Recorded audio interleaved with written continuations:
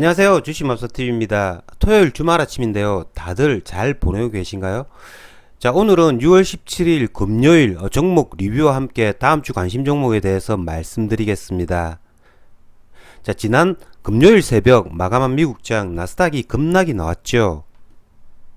자, 미국의 금리 인상 발표 이후에 이렇게 길적 반등을 해주었다가 그 다음날 바로 이렇게 크게 하락을 했습니다. 하지만 금일 새벽 열린 미국장 나스닥이 1.43% 반등을 해주었습니다. 그렇기 때문에 다음 주 나스닥 이제는 저점이 많이 낮아졌죠.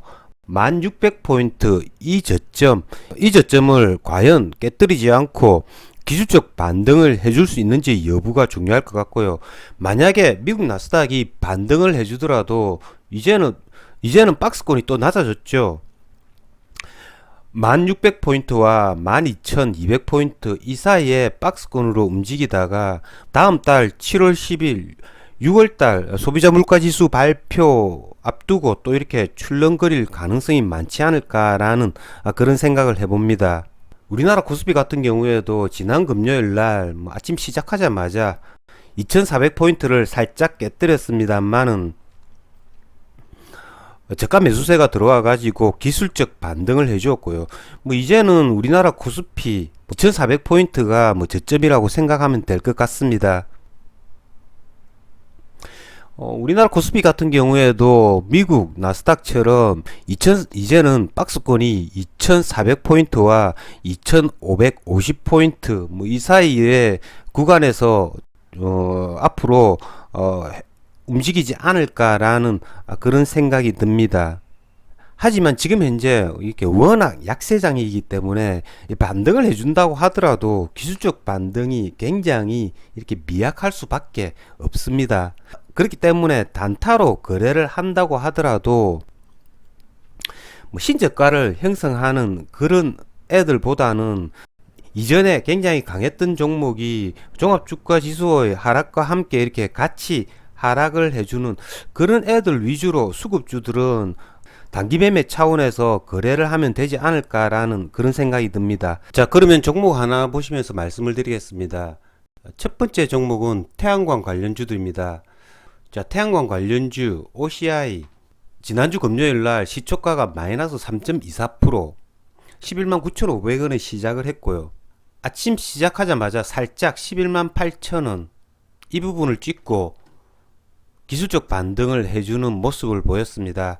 저 같은 경우에는 저점을 조금 낮추어 잡았습니다. 한 11만 6천원 요 부분까지 오지 않을까 라고 생각을 했었는데요.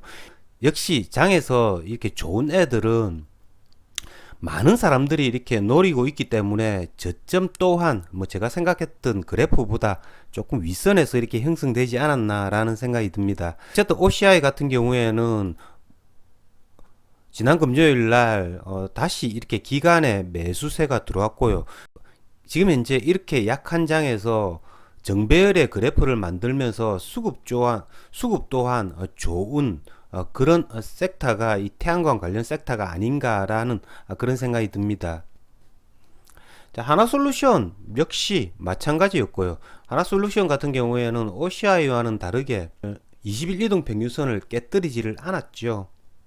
하나솔루션 역시 기관 외국인 양매수가 들어왔고요. 다음 주 OCI 하나솔루션 계속 관찰을 해야 될 것 같고요. 태양광 관련 코스닥 테마주 SDN 같은 경우에는 지난 목요일 날 이렇게 매수를 했던 외국인 단타죠. 이 100만주 거의 또 지난 금요일 날 빠져나갔습니다. 그렇기 때문에 지금 현재 워낙 OCI와 하나솔루션의 수급 차트가 이렇게 좋다 보니까 SDN 같은 경우에도 이 외국인 단타 빠져나가고 난 이후에 다음 주에 다시 한 번 더 이렇게 또 슈팅해 줄 수 있다라는 거죠. 자, 대명에너지 역시 마찬가지입니다. 대명에너지 같은 경우에도 지금 현재 지난 금요일 날 이 18,000원 저점을 이렇게 지켜주었다라는 거죠.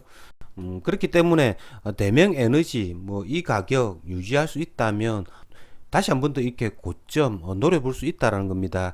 태양광 관련 테마주들 S에너지, SDN, 대명에너지 뭐 다음 주에도 계속 관심의 대상이 되고 있습니다. 자, 다음은 PCB 관련주인데요. 제가 지난주 영상에서 말씀을 드린 이 PCB 관련주들인데요. 자, 저 같은 경우에는 지난 금요일 날 뭐 2400포인트 이 자리에서 심텍 같은 경우에는 일봉 차트를 보시면 조금 전에 보셨던 OCI하고는 조금 다른 모습이죠. 코스피 종합주가 지수가 지난 금요일 날 제법 긴 이렇게 양봉이 나왔기 때문에 조금 전에 보셨던 OCI처럼 개별 수급주들도 이렇게 긴 양봉이 나오길 내심 바랬습니다. 하지만 제가 매수했던 심텍 이렇게 그다지 강한 모습을 보이지 못했고요. 이걸 왜 이런 현상이 벌어질까라고 제가 뭐 수급을 한번 체크해 봤는데요. 심텍 같은 경우에는 그동안 이렇게 외국인들이 많이 매수를 해 주었는데요. 이 외국인들 중에서 JP모간 창구로 제법 순매수가 들어왔다라는 걸 확인을 할 수가 있었습니다. 물론 이런 수급주들에까지 이렇게 JP모간이 영향을 끼칠 수 있을까라는 의문이 들긴 들었지만 그래도 제법 찝찝했기 때문에 종가 오버나잇 하지 않고 본전에 그냥 매도를 해버렸습니다. 어쨌든 뭐 PCB 관련주들이 지난번 이렇게 기술적 반등을 할 때보다는 조금 약한 모습을 보이지 않나라는 생각이 들었고요. 하지만 PCB 관련주들은 이번 2, 4분기에도 뭐 실적이 괜찮은 걸로 이렇게 체크가 되고 있습니다. 그렇기 때문에 계속 관심은 기울여야 될 섹터는 아닌가라는 생각이 들지만 하지만 지난번 기술적 반등보다는 조금 약한 모습을 보이고 있기 때문에 최우선 매수 관심 종목에서는 살짝 제껴 두도록 하겠습니다. 자, 어제 기술적 반등을 해줄 때 2차전지 소재주 섹터가 이렇게 굉장히 좋았습니다. 2차전지 소재주 LNF, 코스모 신소재, SKC 전부 이렇게 양봉이 나왔죠. 제가 바라는 게 이렇게 종합주가 지수가 양봉을 만들면 이런 수급주들도 같이 이렇게 양봉을 만들어주는 그런 그래프를 원한다는 거죠. 그렇기 때문에 다음 주에도 만약에 종합주가 지수가 또 2400포인트 무너뜨릴 경우가 온다면 2차전지 소재주 섹터로 매수를 해보지 않을까라는 그런 생각이 듭니다. 자, 다음은 신규 상장주들인데요. 신규 상장주들 지난주 금요일 날 이렇게 크게 하락이 나왔습니다. 많이 상승해 주었기 때문에 이렇게 많이 하락한다라고 생각하면 될 것 같고요. G2 지난주 금요일 날 이렇게 상한가를 붙였다가 시간의 가격에서 상한가가 깨지면서 마이너스 3% 정도 하락을 나타냈던 G2 파워, 이런 애들도 제가 지난 목요일 날 말씀을 드린 것처럼 이렇게 한 번은 반등을 해줍니다. 이렇게 한 번은 이렇게 반등을 해준다라는 거죠. 하지만 저 같은 경우에는 G2 파워 제가 바랬던 가격보다 저점이 높았기 때문에 매수는 하지 않았고요.